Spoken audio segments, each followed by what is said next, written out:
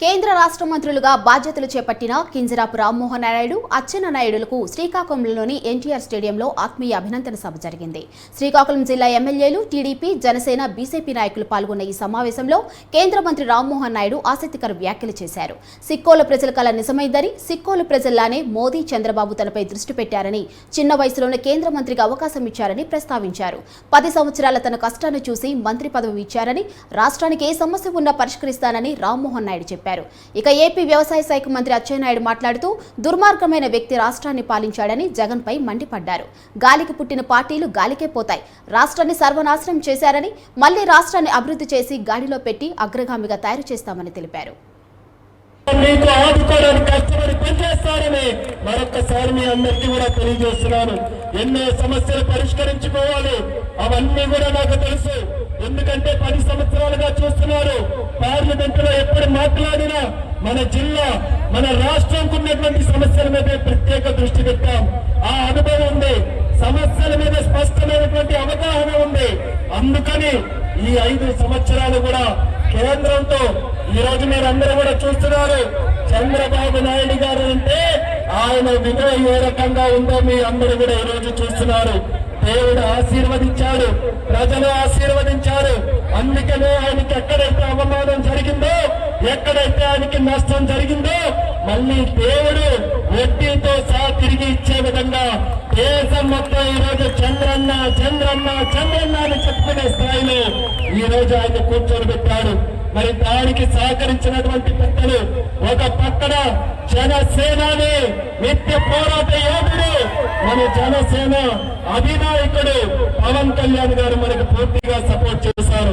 వాళ్ళ నాయకులు కూడా క్షేత్ర స్థాయిలో వాళ్ళు కూడా అదే రకంగా మనతో పాటు కష్టపడి ఈ రోజు అత్యధికమైనటువంటి మెజారిటీతో ఈ రాష్ట్రం కాదు దేశంలో ఎప్పుడైనా ఎన్నికలు జరిగితే ఇటువంటి రిజల్ట్ ఎక్కడా కూడా లేని స్థాయిలో రికార్డు మెజారిటీతో గెలిపించారు. అంటే దాంట్లో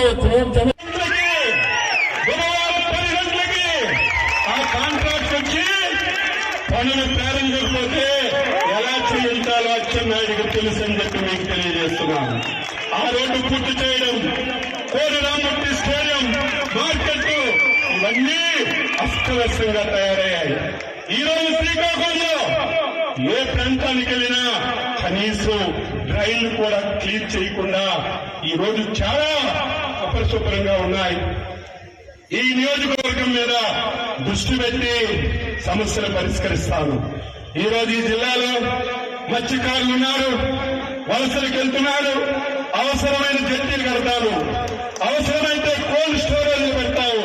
చంద్రబాబు నాయకత్వంలో ఇచ్చాపురం నుంచి వైజాగ్ వరకు కోస్టల్ కారిడార్ ఒక రోడ్డు 4 లైన్స్ తో వేసి ఈ జిల్లా రూపురేఖలన్నీ కూడా మార్చడానికి నేను ప్రయత్నం చేస్తాను. కార్యకర్తలు అధైర్యపడద్దు, ఎవరైనా ఇబ్బంది పడద్దు. నాకు 24 గంటల సమయం ఉంది, కానీ 18 గంటలు ఈ జిల్లా గురించి, కార్యకర్తల గురించి పనిచేస్తాను. మీరెప్పుడు వచ్చినా, ఏ సమయంలో వచ్చినా, ఏ పని చెప్పినా చేసి పెడతాను. 5 సంవత్సరాలు అవస్థలు పడ్డారు, 5 సంవత్సరాలు అవమానాలు పడ్డారు. నేను మాటిస్తున్నాను, రేపటి నుంచి అధికారులకు సమావేశం పెట్టి చెప్తాను. రేపటి నుంచి ప్రతి కార్యకర్త ఎస్ఐ దగ్గరికి వెళ్ళినా, ఎంఆర్ఓ దగ్గరికి వెళ్ళినా, ఎంపీఓ దగ్గరికి వెళ్ళినా, ఏ ఆఫీస్కి వెళ్ళినా మీరు పసుపు బిల్ల పెట్టుకొని వెళ్ళండి.